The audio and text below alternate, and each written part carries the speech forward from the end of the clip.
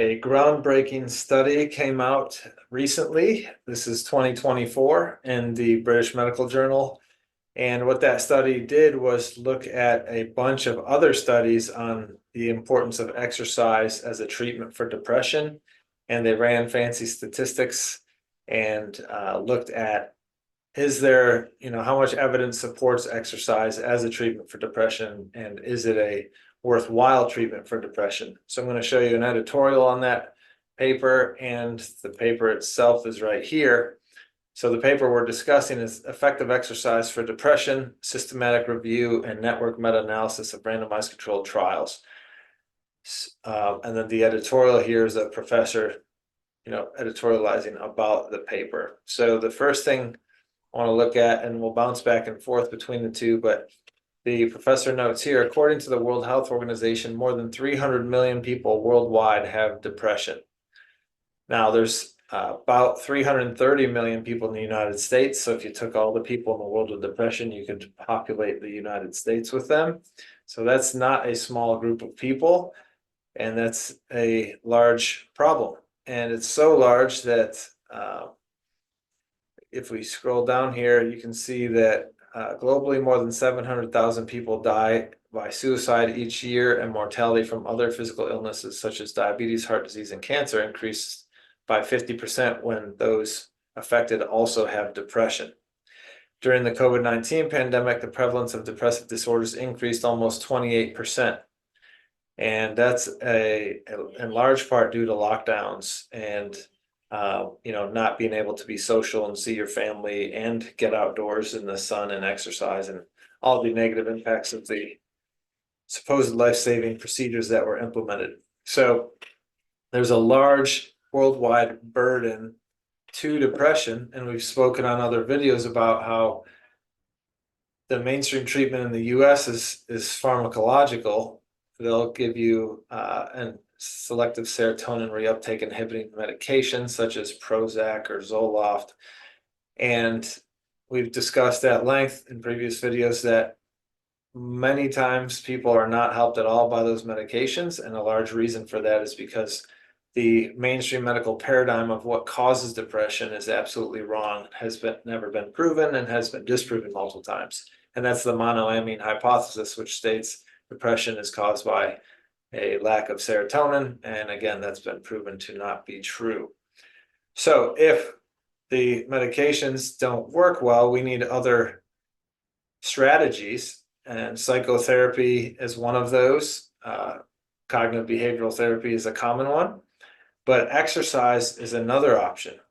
And so this large study looked at a bunch of other studies to get an idea of what is the strength of evidence for exercise in depression.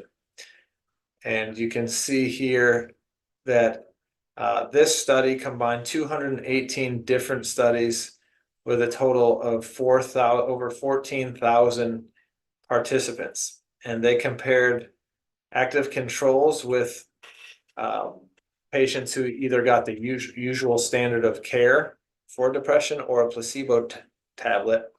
And what they found was that moderate reductions in depression were achieved with walking or jogging, yoga, strength training, mixed aerobic exercise, and Tai Chi or Qigong.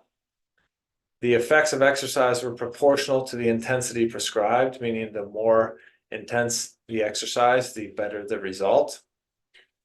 And this paper concluded, after looking at 218 different studies on exercise and depression in over 14,000 patients or participants, quote, exercise is an effective treatment for depression, with walking or jogging, yoga, and strength training more effective than other exercises, particularly when they are intense.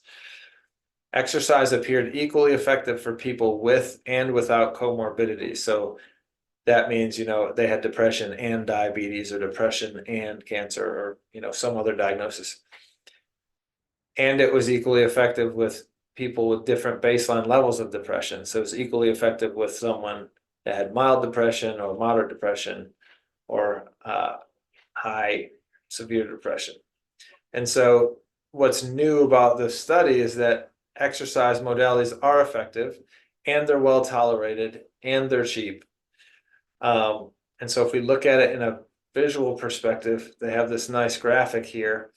And what's really interesting to look at is the um, the clinically important benefit here is seen by this red line, this red dotted line. So anything that passes that line to the left is clinically important.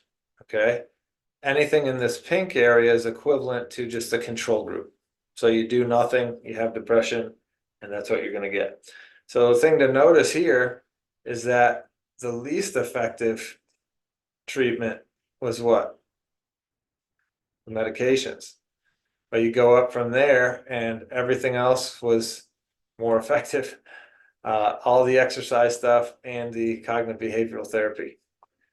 So that's really important, but probably won't be screamed from the rooftops because you can go out for a walk tomorrow for free and pharmaceutical companies won't benefit. So I'm here to tell you and give you this information so that you do hear it and find it and can implement it tomorrow.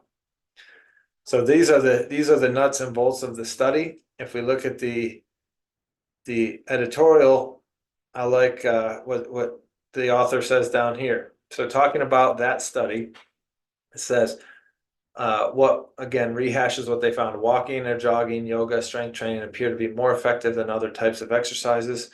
Overall, it's a dose response association. So the more you do at greater intensity, the greater the effectiveness.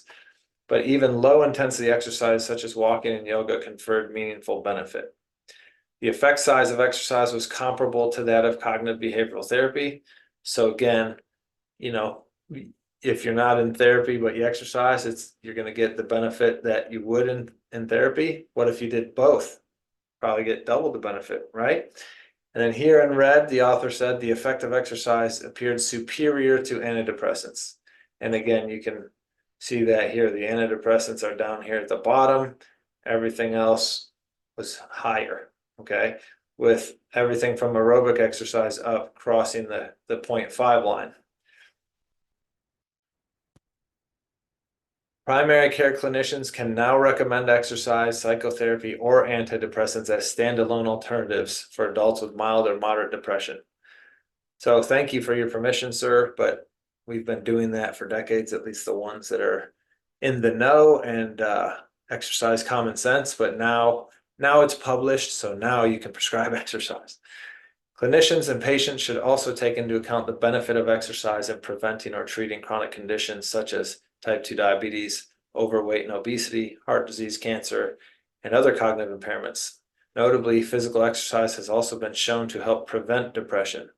So if you've got a family history of depression, but you don't have depression and you don't want to get there and you don't exercise, implement that exercise and that decreases the odds that you develop the depression down the road. And of course, if you have depression and one of these comorbid diagnoses, then again, exercise should be on your daily to-do list. But not as a to-do, as a lifestyle strategy, as something you enjoy and look forward to. So in case you didn't intuitively pick up on this, the research has now shown, yes, you may and should exercise if you have depression or want to prevent depression. And if you're one of the many people who has tried antidepressants and not benefited, then know that there's other options. There's psychotherapy and there's exercise, and the exercise has been shown equivalent to psychotherapy. So you could do the exercise itself or pair psychotherapy with it to probably get added benefit there.